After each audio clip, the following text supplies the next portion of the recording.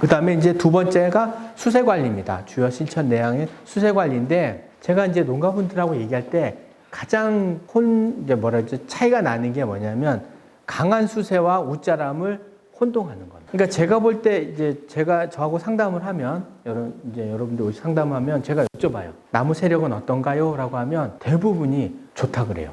세력이 좋지요. 그래요. 그래서, 그러시냐고. 그래서, 근데 세력이 좋은데 왜 오셨어요? 이러면 알이 안 굵어진다는 거예요. 포도알이. 그래서 포도알이 안 굵어진다고 세력이 좋은데요? 라고 하면 세력은 가지도 굵고 막 좋은데 엄지손가락만 하대요. 근데 포도가 안 굵는다는 거예요. 그러면 그 말 속에 뭔가 이상한 게 있잖아요. 세력이 좋으면요, 포도알이 안 굵어질 수가 없습니다. 세력이 좋은데 포도알이 안 굵어졌다는 얘기는 뭐예요? 웃자라고 있다는 얘기입니다.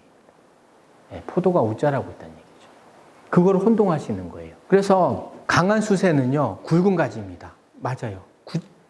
강한 수세 구분하는 건 가지가 굵거나 발화가 고르게 될 때. 봄에 발화가 여기는 언제 되는지 모르는 영천은 한 4월 한 12일 정도 된 발화 되거든요. 그때 똑같이 발화가 되는 거예요. 따로따로 되는 게 아니고, 그 다음에 가지 굵기가 균일해야 됩니다. 그리고 가지를 자르면 원형으로 돼야 돼요. 그리고 번개 모양, 가지가 자랄 때 일자로 쭉 자라는 게 아니라 약간 번개 모양처럼 자라는 게 세력이 좋은 가지거든요. 근데 이거는요, 착과량을 좀 많이 달아서 수세 조절해도 나무 세력이 쉽게 안 떨어져요. 근데 웃자라는 나무는요, 굵어요. 걔도 가지는 굵어요.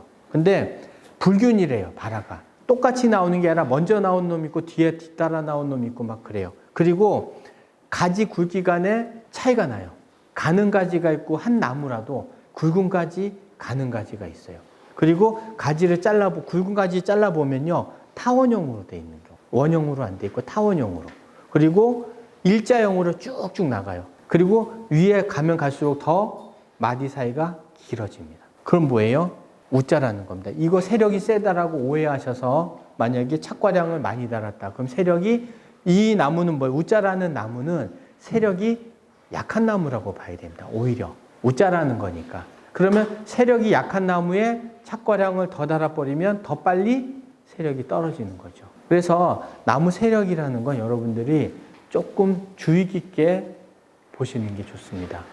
자, 그래서 이제 영양제에 대해서 잠깐 말씀을 드리면, 영양제라는 게 인건비와 더불어서 경영비 상승의 주요 원인입니다. 그래서 특히 이제 영양제를 제가 폄하하는 건 아니에요. 영양제라는 게 어휘가 조금 그런 거죠. 왜냐하면 영양제 이러면 되게 좋다라는 느낌이 들잖아요. 그죠? 저희도 여러분들 집에서 영양제 드시니까.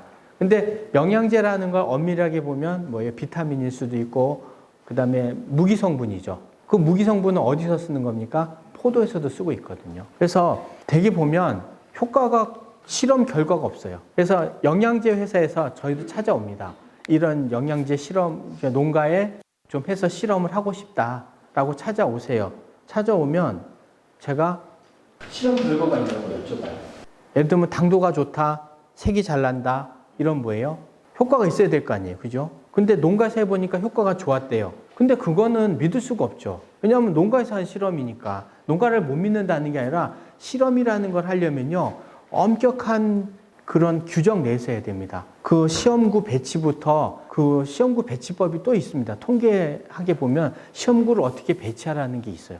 그거에 대해서 시험구를 배치하고 거기에 따라서 농도라든지 시기라든지 횟수라든지 이런 거를 다르게 처리해서 거기서 나온 것들을 그대로 조사해서 그대로 분석한 다음에 통계 처리까지 맞춰야 돼요. 예를 들면 그런 거 있습니다. 어떤 통계는요, 어떤 자료 보면 당도가 실험 처리한 거는 17브릭스고 어떤 거는 15브릭스예요. 안 한 거는. 그럼 우리가 상식적으로 생각할 때는 당연히 17브릭스가 좋으니까 이거 친 게 좋겠구나라고 할 수 있지만 그 밑에 통계 처리를 해야 돼요. 그렇지 않으면 믿을 수가 없는 겁니다. 근데 대부분의 자료들, 영양제 회사 자료들 보면 통계 처리가 안 돼 있어요. 그러면 그거는 진짜 그 처리 효과인지 아니면 그 안에 다른 어떤 실험 오차에 의한 차이인지를 우리가 알 수가 없습니다. 그래서 결국에는 그 통계 처리, 예를 들면 17, 15가 있는데 그 뒤에 통계 처리를 했어요. 누가? 봤더니 NS, 그러니까 non-significant. 그러니까 이거는 실험에 의한 차이가 아니에요라고 써져 있습니다. 그럼 뭐예요? 17하고 15하고는 당도 차이는 나지만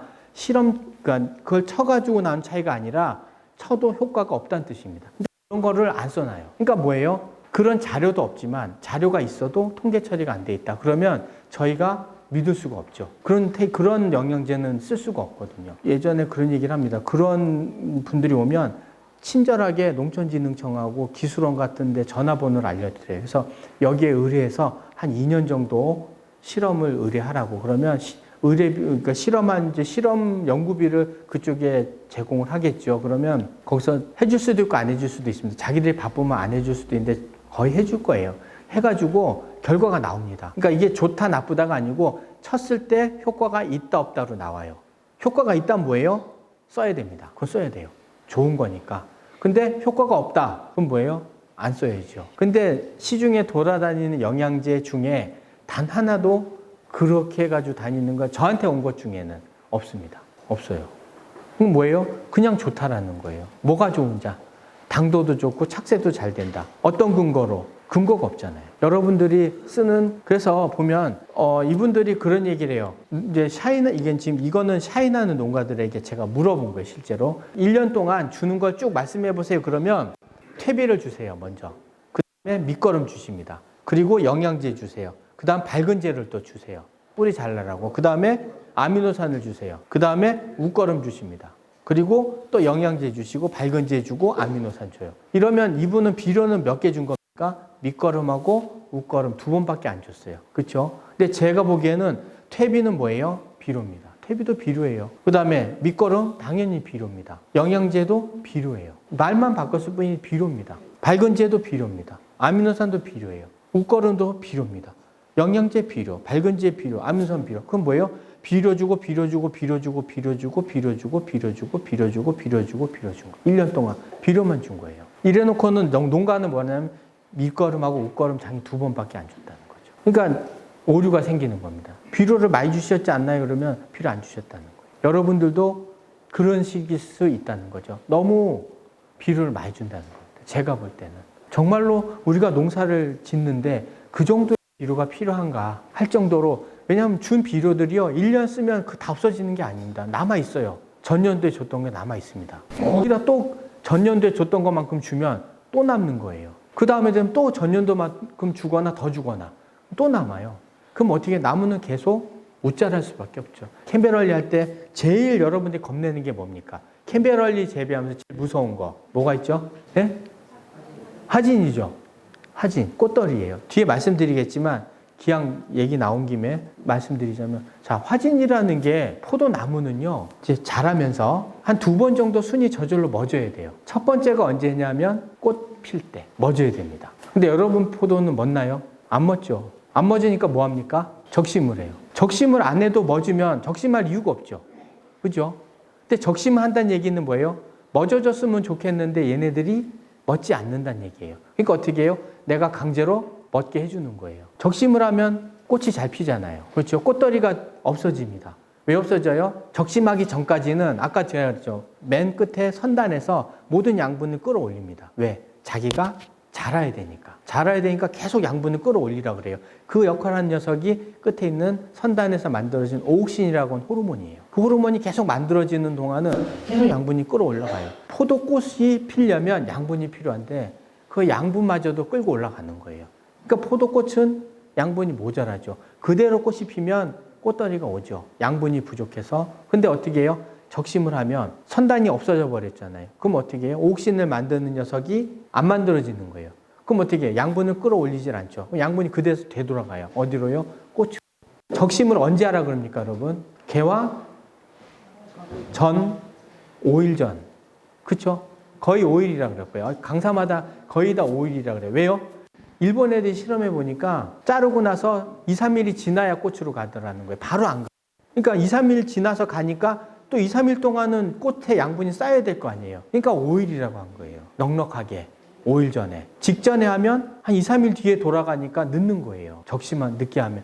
그래서 꽃 필 때 적심하면 안 되잖아요. 꽃 피기 전에 적심을 해야지. 그래서 꽃 피기 5일 전에 적심을 하라 그러죠. 근데 여기서 오류가 또 문제가 생기는 게, 아까 세력이 좋으면, 일정하면 꽃이 거의 비슷하게 피니까 꽃 피기 5일 전을 맞추기가 쉬워요. 근데 발화도 제각각이고 가지도 제각각으로 자라니까 꽃 피는 시기가 다 틀린 거예요. 그러면 어디에 맞춰야 되는 거죠? 도대체 못 맞춥니다. 그거 아무도 못 맞춰요.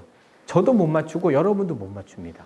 그냥 대략 눈대중으로 그냥 자르는 거예요. 사실은 잘 맞은 놈은 오는 거고, 좀 안 맞은 놈, 그보다 먼저 피는 놈은 오는 거고, 늦게 피는 놈은 안 오고, 그러겠죠. 실제 그렇게밖에 안 되는 거죠. 하는 게.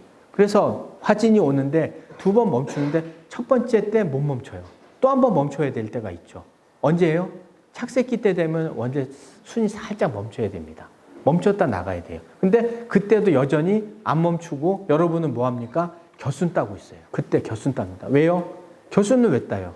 순이 멈춘다는 얘기는 겨순은 아예 안 나온다는 얘기거든요. 순이 멈추는 정도면. 그죠? 근데 순도 멈추지 않아요. 겨순은 계속 나오고, 꽃 필 때도 마찬가지입니다. 순도 계속 나가고, 왜 그래요? 아무 이유 없이 걔네들이 그렇게 멈춰야 되는 걸 알면서도 나무가 계속 나가냐는 거죠. 여러분들이 못 멈추게 만들었거든요. 첫째는 뭐예요? 단초 전정을 했잖아요. 한눈 내지 두 눈 전정이라는 것 자체가 저희 포도 책에 보면요. 예전에 저희 지도하신 은사님께서 쓰신 책에 보면 단초 전정은 질소질 비료를 준 것과 똑같은 효과가 있다라고 돼 있어요. 무슨 얘기냐?